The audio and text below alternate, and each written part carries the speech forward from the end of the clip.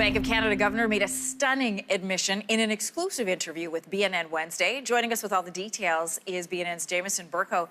This is about the housing market.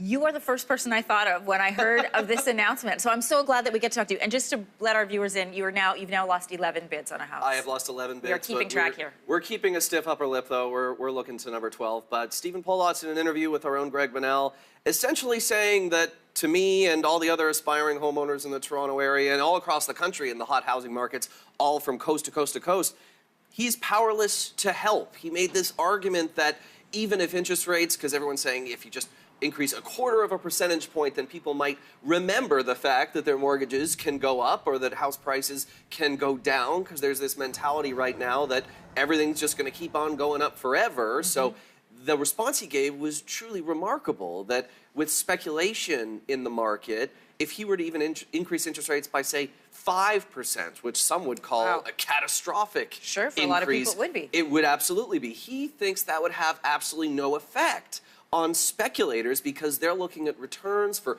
1 year of 20%, or as we saw in March, 33% year over year. You try and invest that money in the stock market, in the bond market, in anything, you're never going to get a return like that. The housing market has, over the last several years, at least in Toronto, proved to be the best return on your investment. So if you have to borrow money to make that kind of return, his point is, doesn't really matter what I do with interest rates. People are going to be hungry for those returns, and they're going to go after them. So he really does feel powerless. And that, of course, begs the question, Anne-Marie, who, if the Bank of Canada is powerless to help, who indeed has the power? It's like a comic. If the Bank of Canada can't stop rising house rates, who can? Yes, housing man must come down from the sky and save us.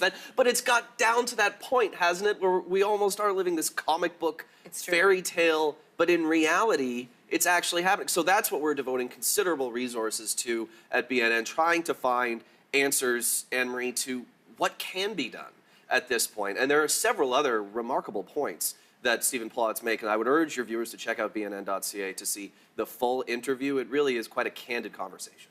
Yeah, and it is a good one, and I love that you guys had the exclusive on this one. Once again, bnn.ca has that full interview.